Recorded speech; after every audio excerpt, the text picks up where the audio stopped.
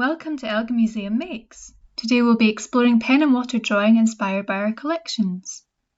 We'll be looking into a Chinese snuff bottle, a Japanese dish and Chinese gaming counters from our collections, exploring the line, tone and pattern. The Chinese snuff bottle is made from carved wood and lacquer. So lacquer is a resin obtained from varnish trees native across East Asia. The mark on the base of the bottle suggests that it was made during the Queen Long Reign, which is 1736 to 1795.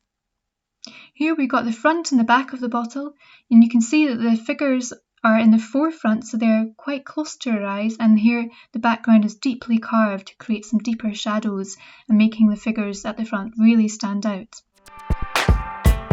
The Japanese dish we will be looking into is made from bronze, steel and brass. And this dish depicts a crane or heron, so the crane is a symbol of longevity and peace in Japanese culture. Chinese gaming counters are carved from mother of pearl, shell and depict fish, deer and wolves in geometric shapes. Mother of pearl is a shiny coating formed on the inside of oyster shells or other mollusks. These are possibly used in mahjong, a game developed in China in the 19th century. A full set usually has around 144 counters, and each one is worth a different number of points. So first of all, you just need a water-soluble pen. I got this one from The Works. I'm using a pencil, a brush and water. We're going to start off by creating 9 small boxes on our piece of paper, and here we'll be exploring different kinds of patterns that we can create with our pen and different kinds of ways that we can create shading. So first of all, we're just going to do lines that are around 45-degree angle, close together in our first box, and this is called hatching. Next, we're going to be doing the same, so lines from corner to corner in your box. But this time we're then going to do lines in the opposite direction from corner to corner, so then we're layering up our lines to create an interesting pattern. So next we're going to be dabbing our pen, so it's called stippling, so we create shadows by doing really close together dots, and then we can also fade those dots out, make larger spaces between each dot, and that creates a nice sense of shading. So next we're going to be doing really close together lines and really building up some shadow and then making our lines less close together as we progress up the square, and then we get a real sense of the gradient shading here.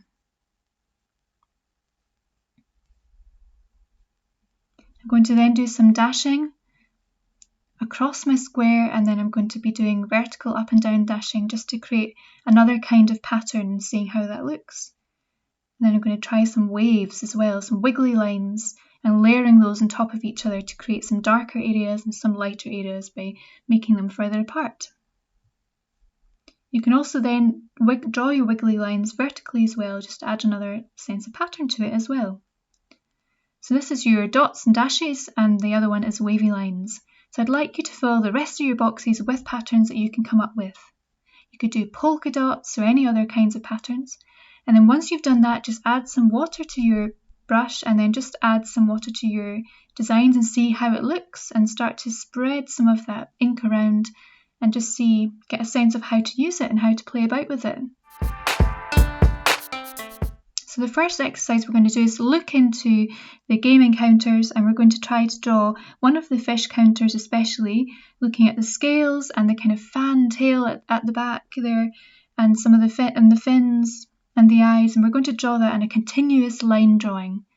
So a continuous line drawing, you want to start off on your paper, and you just don't want to take your pen off at all. So that is the challenge of the continuous line drawing. So you keep your pen on at all times, right up until you finish your whole drawing. So this will make it look a bit funny, a bit wiggly and squiggly, but that's the kind of fun of this technique. So then we're going to mark in some of those scales, and all your lines have got to join together. You can't take your pen off the paper once here. It's a great way just to free up your movement here and get playing around with the capabilities of the pen. So once you've finished, I just want you to think about adding some of your patterns into the scales. So I'm going to start off with some cross hatching. some polka dots maybe. And then I'll try to do some other kinds of shading and patterns throughout all of the scales and then see what kind of comes up.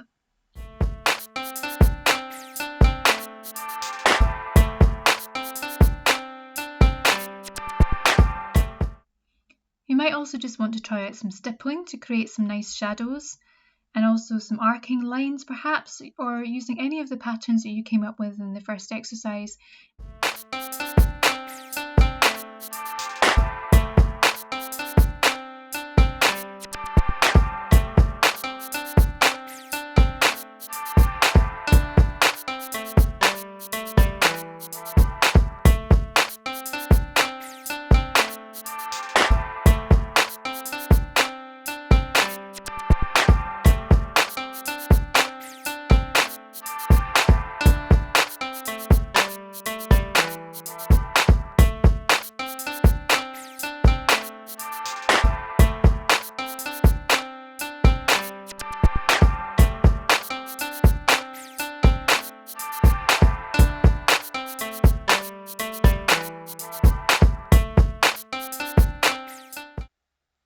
So when you're ready, you can then add some water and add some more shading to it.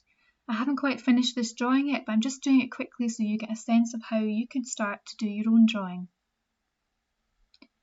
So next we have our snuff bottle, and we're going to be kind of echoing that really lovely round shape it has, exploring some of the patterns such as the kind of warped tree coming in from the left, kind of the triangular leaves coming from the tree, the two main figures at the front, and there's some lovely flower patterns and fan-like shapes.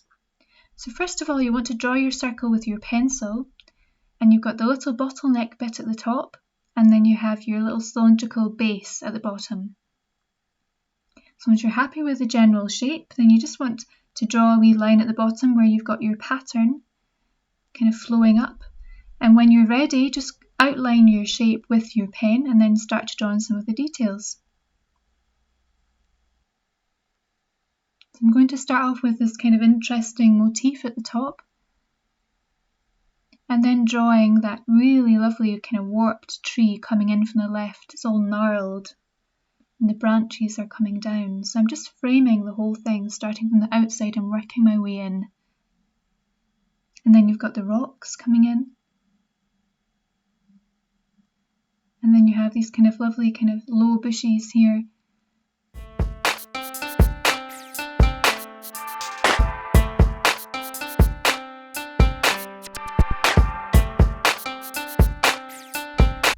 And really don't worry about it being perfect. It's just about experimenting and enjoying using the pen and seeing what kind of marks you come up with. So I'm going to sketch in the figures at the front. We've got one that's facing to the right, and he has a kind of strong moustache and beard, and he's got this kind of long flowing robe there, and he's reaching forward. He's holding a staff, and the other character is looking towards him. And he seems to have his hand up as if he's pointing to him, showing him the way forward on his path.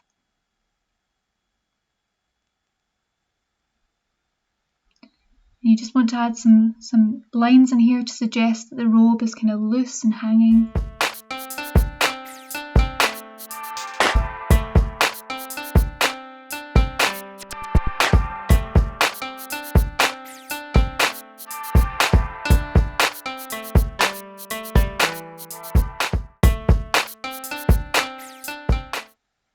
So I'm just going to build in some shading into the back by using the hatching and then cross hatching. And this will make the figures at the front really kind of stand out, and it kind of echoes the pattern that's in the back and carved into the background of the snuff bottle.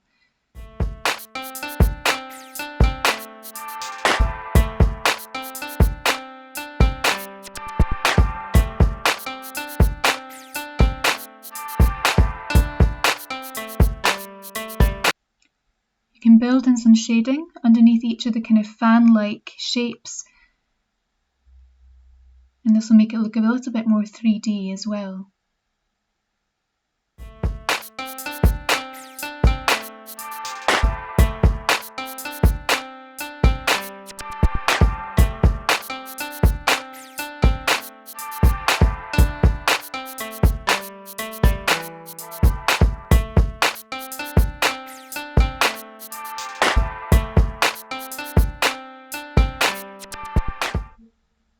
I'm going to use a bit of stippling here to create some shadows underneath each of the bush areas, each of the leaves.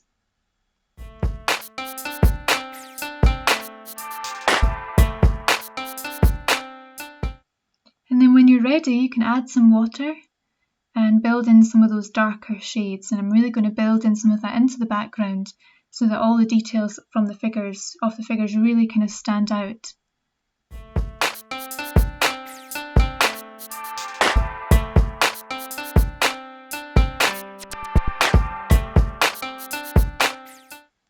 I'm going to use my brush just to build in some of that tone underneath each of those fan-like shapes. And adding some shading to the edge of the bottle kind of creates a nice sense of, makes it a little bit more three-dimensional. And then you've got your kind of carved pattern on the base. I'm just going to build in some of the shadow into here.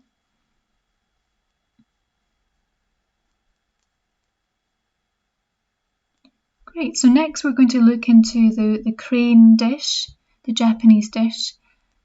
And we're going to copy the kind of lovely sort of sculptural shape of the heron. So first of all, I've just drawn around a plate to create my round shape. And I'm just going to sketch in the rough shape of the crane's head because that's kind of central to the dish. And then you've got the beak.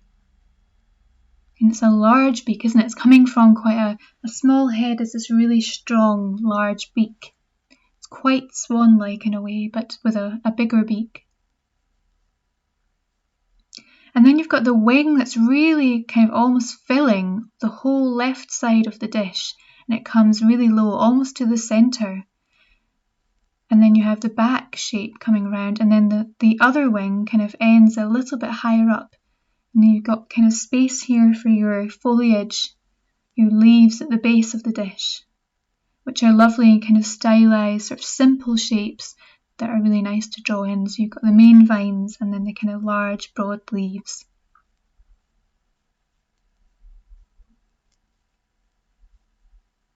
So each of the wings has got its own kind of tier. So you've got the first outer tier, which is the largest feathers, and then you've got a kind of layer behind that, which is slightly smaller feathers, and then the smallest feathers are on the main body. So I'm going to start using the pen and just building in some of the texture, using little kind of short marks on the head and the neck to build in some of those feathery sort of textures, and drawing in the eye shape.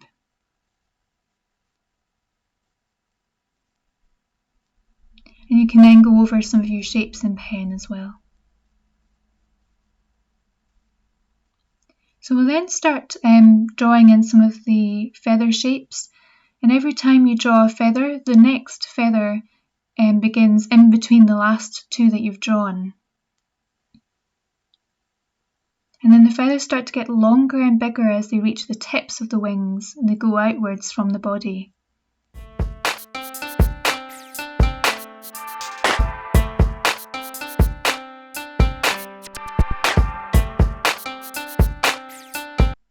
And the largest section of the wings are the ones on the outside, so you've got your longest feathers coming from there, and they get shorter as they go to the back of the body.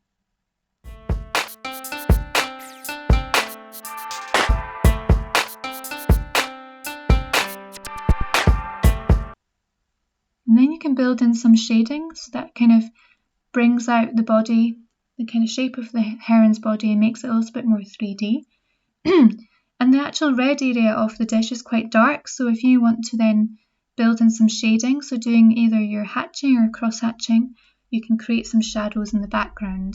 And here I'm also adding some texture onto the actual feathers.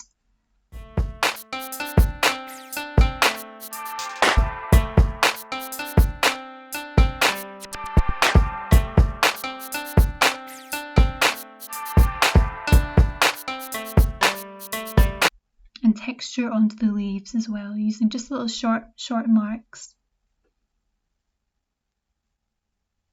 And when you're ready, you can then add some water just to shade in that background to make it a bit darker. And this will make your heron really stand out.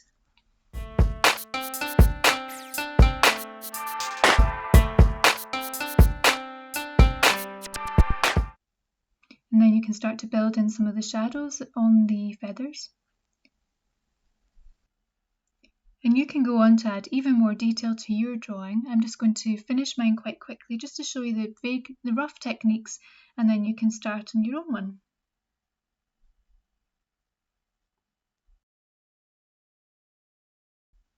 There we go.